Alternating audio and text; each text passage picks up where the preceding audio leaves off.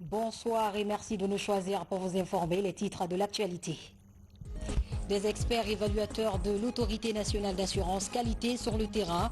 22 institutions d'enseignement supérieur et professionnel seront évaluées cette année.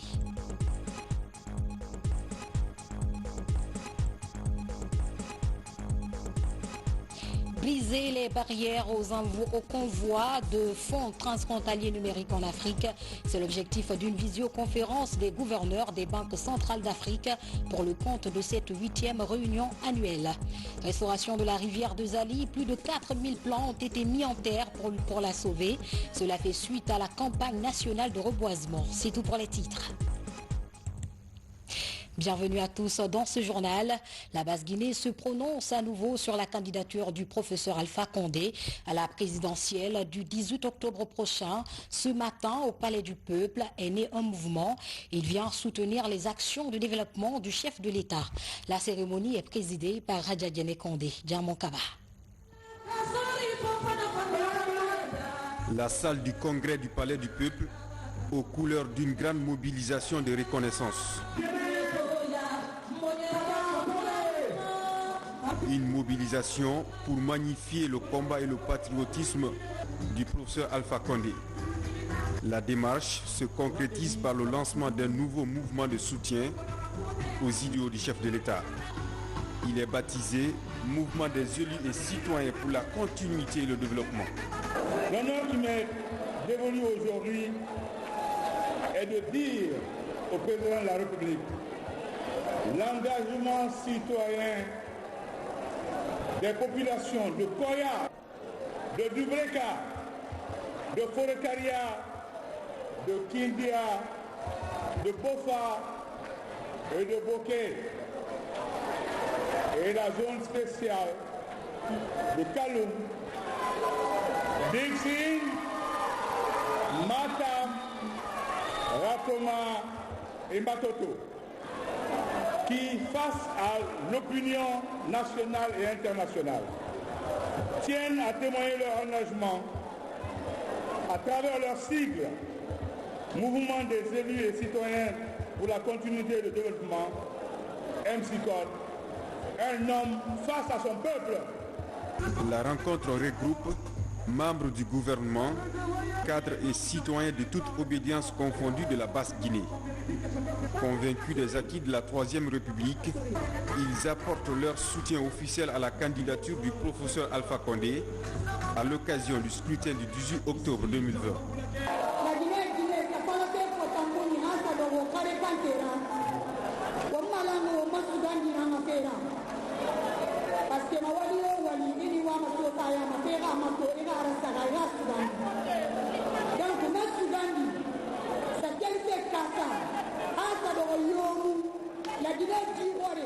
La Guinée, Alpha Condé, troisième mandat à Dans la salle, Adja Diané Condé, artisane de la paix, a mis l'accent sur la promotion de la paix à travers le pays. Elle invite à nouveau le peuple de Guinée à cultiver l'esprit du vivre ensemble pour poser les jalons de l'essor socio-économique. Je remercie les femmes de Guinée, les femmes de la Basse-Côte, les femmes de la zone spéciale, le Grand Conakry, de ce mouvement. Comme vous le savez, je me suis inscrite dans la voie de la paix. Et j'attire l'attention et appelle à toutes les femmes, toute la jeunesse de Guinée, de se donner la main pour la paix, pour que les élections se fassent dans une atmosphère apaisée. Nous voulons donc la continuité dans la paix. À travers cette forte mobilisation, les initiateurs du mouvement des élus et citoyens pour la continuité et le développement entendent capter massivement l'électorat de la Basse-Guinée lors de la présidentielle. Déploiement sur le terrain des experts évaluateurs de l'Autorité nationale d'assurance qualité. 22 institutions d'enseignement supérieur et professionnel seront évaluées cette année. Le principe vise à confronter les rapports d'auto-évaluation aux réalités du terrain. Constat, Francis Collier. La démarche qualité dans l'enseignement se poursuit au sein des institutions de formation du pays.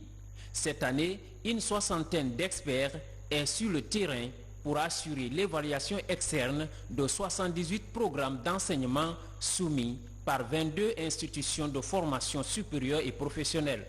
À Conakry, l'Institut supérieur de l'information et de la communication ISIC de Kountia fait partie des institutions publiques qui ont ouvert leurs portes aux experts évaluateurs de l'ANAC. À l'ISIC ici, on a 2 programmes. Il y a la licence de communication et la licence de journaliste professionnel. Donc nous sommes dans ce premier cadre. La mission est arrivée depuis le matin, elle a été reçue. Ils ont déroulé leur programme, c'est-à-dire visiter les services, parler avec les étudiants, parler avec les enseignants, voir les laboratoires, voir les structures de l'institution, ce qui va, ce qui ne va pas, en fonction d'une feuille de route qu'on nous a déjà présentée, que nous avons discuté ensemble et que nous avons approuvé. Il s'agit ici d'évaluer le programme de licence professionnelle en journalisme et le cadre d'apprentissage de ce métier de l'information. Bon, il y a vraiment des standards qui ont été émis.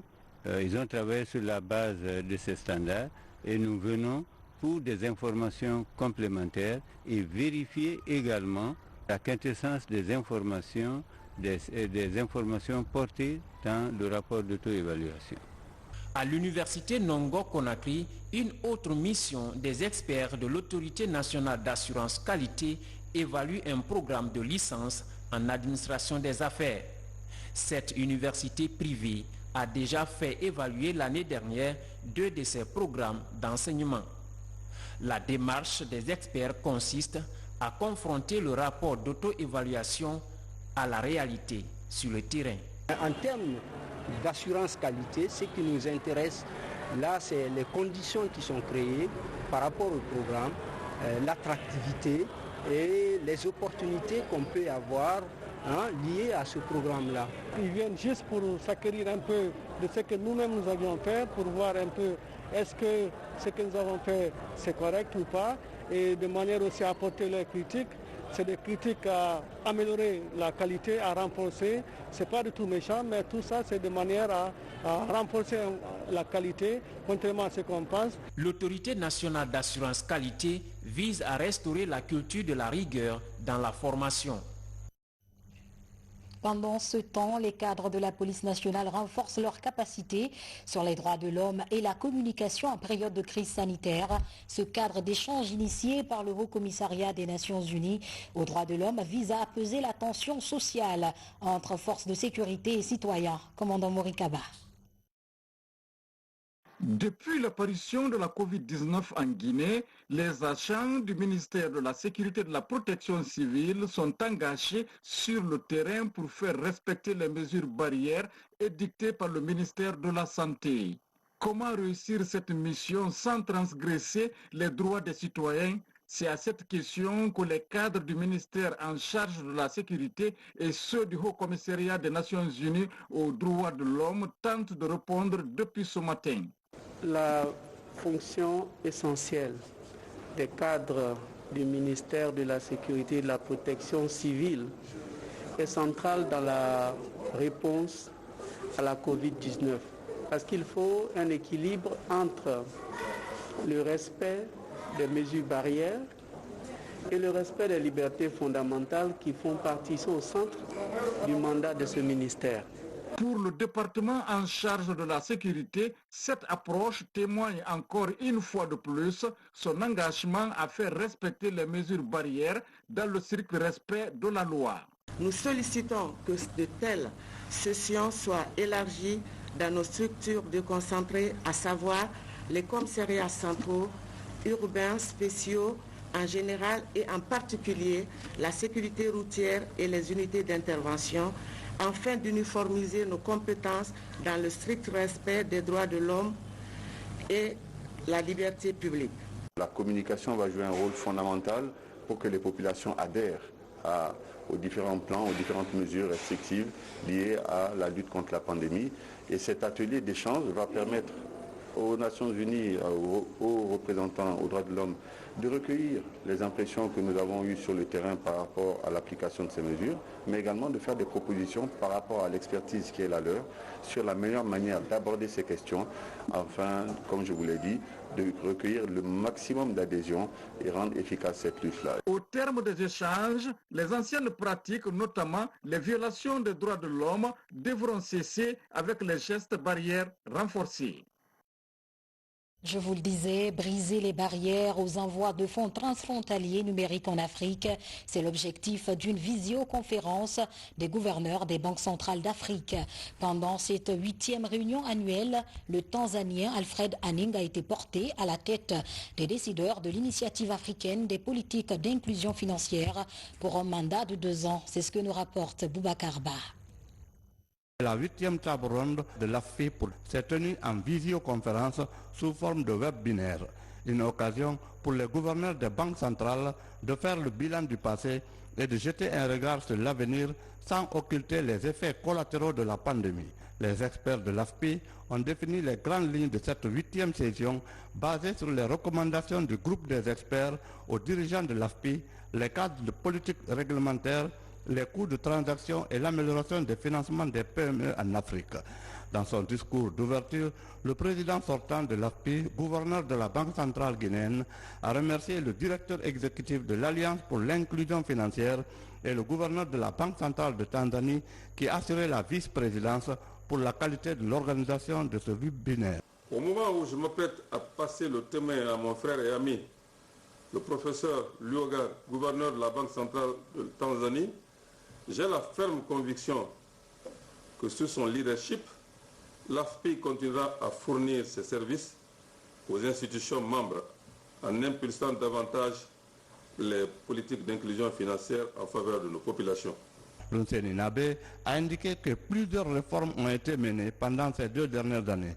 L'adoption de documents cadres sur les paiements transfrontaliers innovants en Afrique, l'adoption des documents liés à l'amélioration de la synergie entre la finance digitale et la microfinance, la formalisation d'une politique sur le crédit numérique, l'opérationnalisation sur la finance inclusive et l'ouverture en février 2019 d'un bureau AFPI à Abidjan pour une meilleure proximité avec les membres sur le plan africain. En Guinée, d'autres actions ont été menées, comme la création d'un comité de suivi des indicateurs de l'inclusion financière en vue d'une meilleure régulation du système, l'organisation d'une série de concertations avec les acteurs concernés et la mutation de la direction de la supervision des institutions de microfinance en direction générale pour marquer l'engagement de la Guinée à développer l'inclusion financière. Au cours de cette visioconférence, sous forme webinaire, le gouverneur de la Banque centrale de la Tanzanie a été élu président de l'institution pour 2 ans. Le gouverneur sortant a été félicité par ses pairs pour la qualité du travail accompli et la nature des nouveaux éléments innovants enregistrés ces 2 dernières années. Dr Lunseni Nabe s'est réjoui de cette marque d'attention et a invité ses pairs à accompagner le nouveau président. Je n'en doute pas. La résilience dont ont fait preuve les acteurs de l'inclusion financière en Afrique sera renforcée sous ces auspices. Je voudrais encore une fois vous remercier toutes et tous de votre soutien pendant ma présidence. Je vous invite à continuer d'apporter le même soutien à mon successeur. Signalons que la problématique de l'inclusion financière des groupes défavorisés tels que les jeunes, les femmes, les personnes déplacées de force et les personnes vivant avec un handicap ont été au centre des discussions. Des recommandations ont été prises à ce niveau pour élargir l'inclusion financière à toutes les couches socio-professionnelles. Vers l'entrée en vigueur du nouveau code des marchés publics en Guinée, chaque département ministériel aura la possibilité de passer ses propres commandes une fois en vigueur. L'autorité de régulation des marchés publics, à la tête d'un comité de pilotage, est en campagne d'information dans les ministères concernés à Conakry. Mamadi Terna Kamisoko pour ce reportage. C'est une innovation majeure. Désormais, chaque département ministériel peut passer ses propres marchés. C'est l'une des réformes contenues dans le nouveau code des marchés publics. La mesure entre en vigueur le 1er septembre prochain dans le pays. Au niveau des départements sectoriels, des personnes responsables des marchés publics sont installées. Une campagne d'information et de sensibilisation est donc en cours dans le but de préparer ces acteurs de la commande publique aux exigences du code. En termes d'innovation, ce nouveau code apporte des outils comme l'accord cadre. Les accords cadres nous permettent, en tant qu'autorité contractante, de passer marché avec un ou plusieurs prestataires, surtout sur les marchés récurrents qui viennent à chaque fois au niveau des autorités contractantes. Ça nous permet d'avoir ce contrat cadre et éviter à chaque fois de reprendre les appels d'offres sur les mêmes biens qui se répètent au cours d'une année de façon répétitive.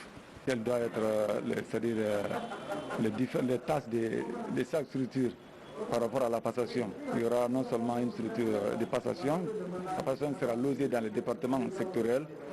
Donc dans ce département sectoriel, il y aura la PRMP, la personne essentielle des marchés publics, la cellule de passation et les commissions de passation.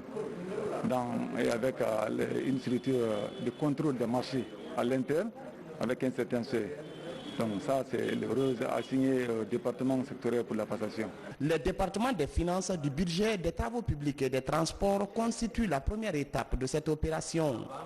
De la passation des marchés à l'exécution, en passant par le contrôle et le contentieux, tous les aspects ont été expliqués à ces agents dans le but de mieux défendre les intérêts de l'État. L'innovation principale apportée dans le nouveau code, c'est que la charge de la passation, la responsabilité de la passation des marchés publics est désormais dévolue aux autorités contractantes. Le ministère de l'économie et des finances ne jouant plus qu'un rôle de contrôle. Cette campagne d'information est chapeautée par l'autorité de régulation des marchés publics à travers un comité de pilotage qui comprend la Direction nationale du contrôle des marchés publics, l'administration et le contrôle des grands projets et des consultants indépendants. Elle sera sanctionnée par une session de formation de l'ensemble des acteurs de la commande publique du pays. Formation sur le processus de désendettement. Le stage est en cours à l'Abbé. Il est organisé à l'intention des acteurs de la société civile. L'initiative est appuyée par la coopération française. Falilou Diallo. Depuis 2019, des acteurs de la société civile assurent le suivi indépendant des projets sectoriels. L'opération est dénommée Gestion transparente des contrats de désendettement et de développement. L'idée d'améliorer la gouvernance des projets financés pour les populations. Les acquis de la première phase ont porté essentiellement sur les efforts qui ont été faits dans le cadre de l'exécution du projet à former plus de 118 acteurs de la société civile sur les questions relatives à la maîtrise des techniques d'enquête et de l'utilisation des fiches et des suivis sur le terrain. À l'Abbé, des acteurs de la société civile de Mamon et de la région s'approprient des outils de contrôle citoyen. Nos attentes, c'est une fois que la formation sera effectuée, c'est d'inviter les participants de descendre sur le terrain, comme ils sont des acteurs de la société civile, et de faire le contrôle citoyen. Des politiques publiques. Pour cette deuxième phase, 200 seront formés pour mieux mener les enquêtes au niveau des différentes collectivités locales. Une action soutenue par les autorités de la région. C'est ce qu'on attend de la société civile. Contrôler ce que fait l'État sur le terrain. Ce n'est pas en s'immisçant dans les questions politiques. Donc c'est une grande satisfaction pour nous de présider à l'ouverture de cet atelier qui s'inscrit effectivement dans la préoccupation de nos dirigeants. Cette formation des acteurs de la société civile sur les techniques de suivi indépendant des projets sectoriels pourrait être un indicateur de lutte contre la dilapidation des ressources publiques, pour ainsi mieux contrôler leur exécution et atteindre les objectifs en faveur des populations. À Dinguiraï, le FODEL, Fonds de développement économique local, suscite de l'espoir. Mais comment le gérer, Les élus locaux de la cité prennent des cours de gestion. Le stage va durer 2 jours. Il est ouvert à 95 participants venus de toute la préfecture. Aboubakar Diaby. Le Fonds de développement économique local, FODEL, pose ses valises à Dinguiraï. C'est pour renforcer la capacité des élus locaux issus des collectivités de la cité d'Elhadji Oumar Tall que le gouvernement guinéen a déployé ses émissaires sur le terrain. Cette formation sur l'élaboration des projets créateurs de recherche s'inscrit dans cette logique.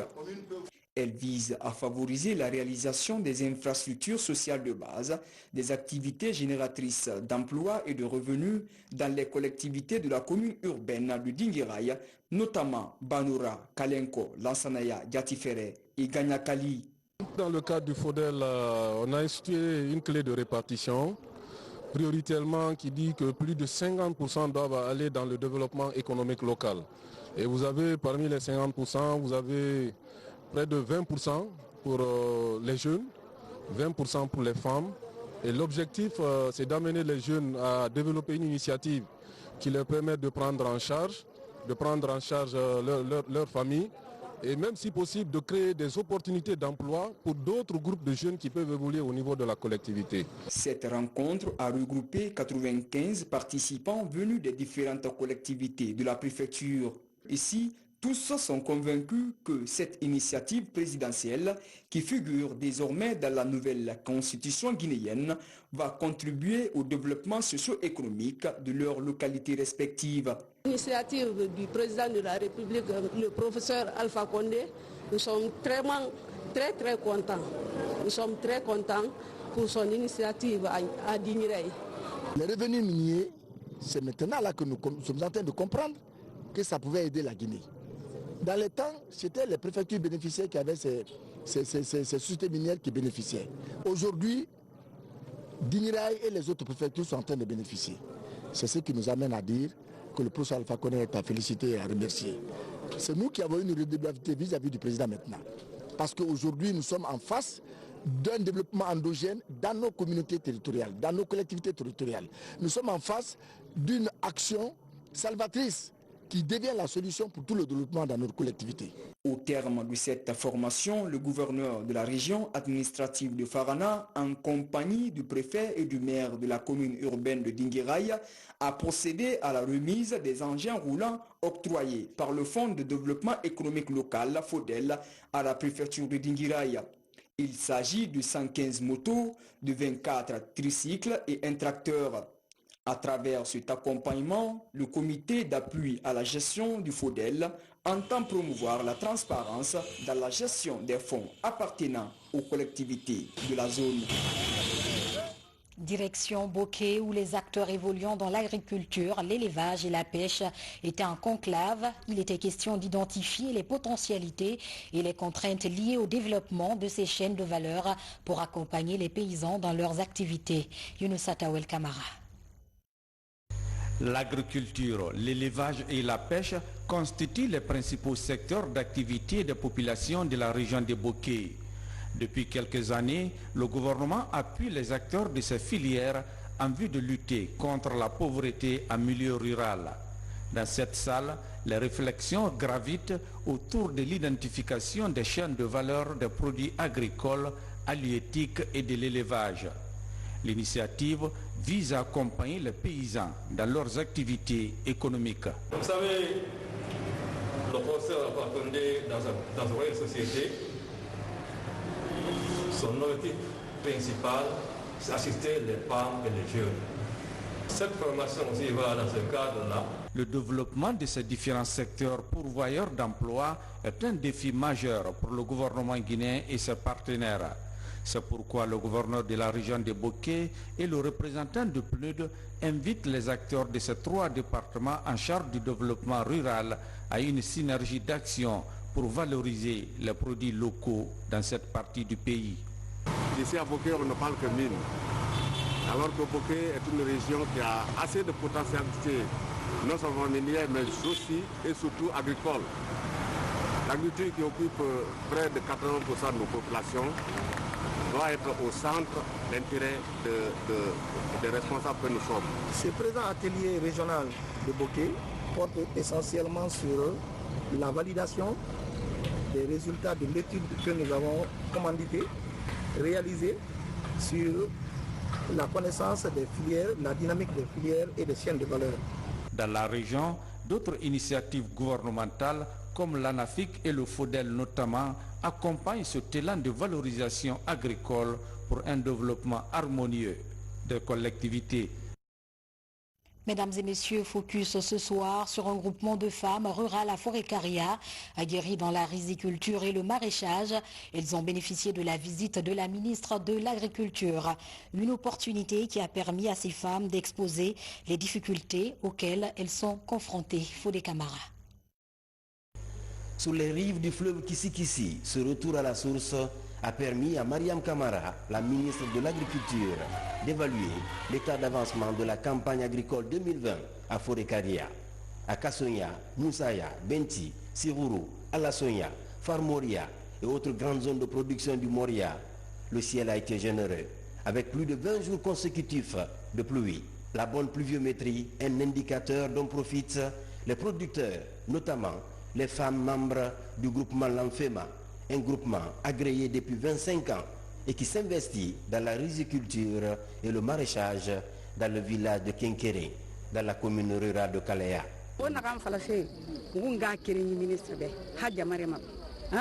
Nous nous réjouissons de la visite de la ministre de l'Agriculture qui est une fille du terroir. Déjà en parcourant la piste rurale et en visitant notre bas-fond, elle se rend compte de nos difficultés. Je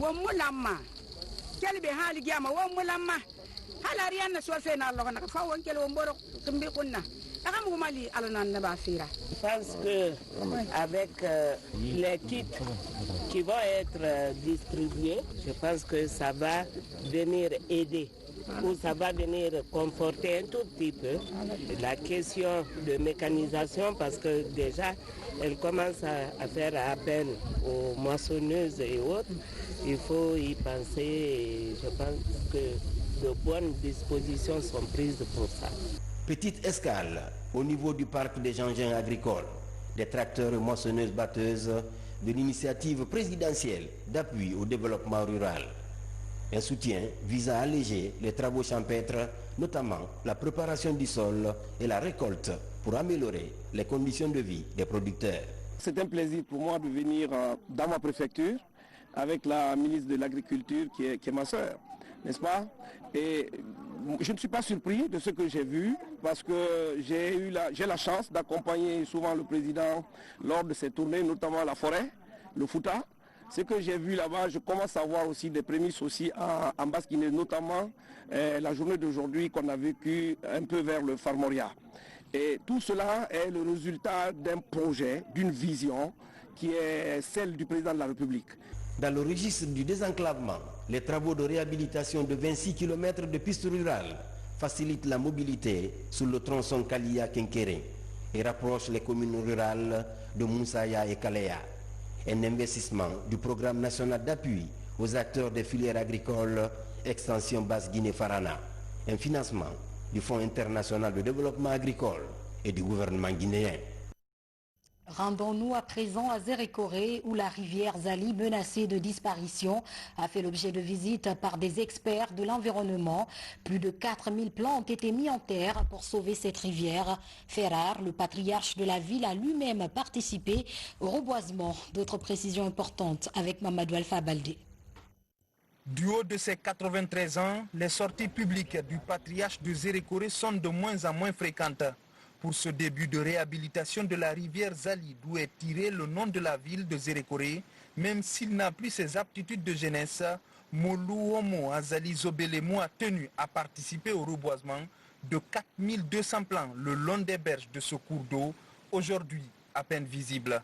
Une façon pour lui d'inciter la nouvelle génération à mieux protéger les espaces naturels. À l'époque, nos parents ont tout fait pour protéger la rivière là. Nous, à notre temps, elle était aussi protégée. Mais ce que je vois maintenant, ce n'est pas joli à voir. On ne peut même plus distinguer la rivière des herbes. Quand on me dit qu'on est venu pour sauver le Zali, je ne pouvais pas ne pas être là. J'espère que les plans vont bien donner. On remercie vraiment le professeur Alpha Condé. Zali Kole, ça veut dire à côté de Zali. Donc c'est pourquoi on dit Zérékoré, mais c'est le blanc qui dit ça, mais c'est Zali Kole. C'est le lieu où les gens font les bénédictions pour le village, les sacrifices pour le village et pour la ville de Zérékoré. Donc c'est nécessaire qu'on chose. qu'on protège. Et c'est historique aussi, parce que le premier occupant était à côté de ce marigot. Parallèlement au reboisement, le déguerpissement des occupants illégaux qui étouffent le Zali s'impose pour la réussite de l'opération. Ces jeunes plants mis en terre dans cette zone à forte activité humaine seront exposés à de nombreux risques. Leur surveillance régulière jusqu'à la maturité des plants demeure indispensable. L'occupation anarchique et sauvage des gens au vu au su de tout le monde. Tous les ans, nous serons là. Donc nous avons toute la possibilité, tout le temps de les évaluer. Si un arbre meurt ici, ça équivaut au déplacement des responsables. Il faut que cela soit clair. Aucun plan ne doit mourir. Aucun plan ne doit perdre la vie ici. Après Zérékoré, une rencontre entre acteurs sociaux et environnementaux pour la libération de la forêt classée de Ndéré s'est tenue à Lola. Tous s'accordent sur la délimitation du site avant le déguerpissement de ses occupants, venus parfois de pays voisins. Place à la rubrique Guinée en bref, le condensé de l'actualité nationale. Les images sont commentées par Alpha Isiagaba. À Kobila, dans la région de Nzérékoré, de nombreuses œuvres ont été réalisées à travers l'Agence nationale de financement des collectivités en Afrique. Tous ces acquis sont rappelés ici à l'occasion de ce mouvement de soutien à travers lequel les populations de Kobila disent merci au professeur Alpha Condé. Le chef de l'État investit dans cette localité. Il construit des infrastructures dont entre autres des maisons de jeunes en étage dans le district de Nien et des postes de santé modernes. Donc sur cette base, il a le soutien sans faille de cette communauté qui est fortement mobilisée aujourd'hui. C'est une première dans la sous-préfecture de Bossou, située à 20 km de la commune urbaine de Lola. Ici, des militants et sympathisants de RPG Arc-en-Ciel sont mobilisés pour une grandiose manifestation de soutien aux actions du chef de l'État, le professeur Alpha Condé.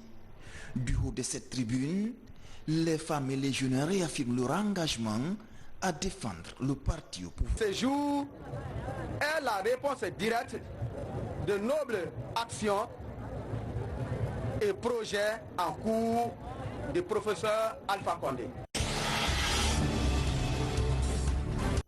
À travers cette opération d'assainissement du quartier Bianzen dans la commune de Matoto, les membres du mouvement Alpha le Capable expriment leur soutien aux actions du président de la République, professeur Alpha Condé.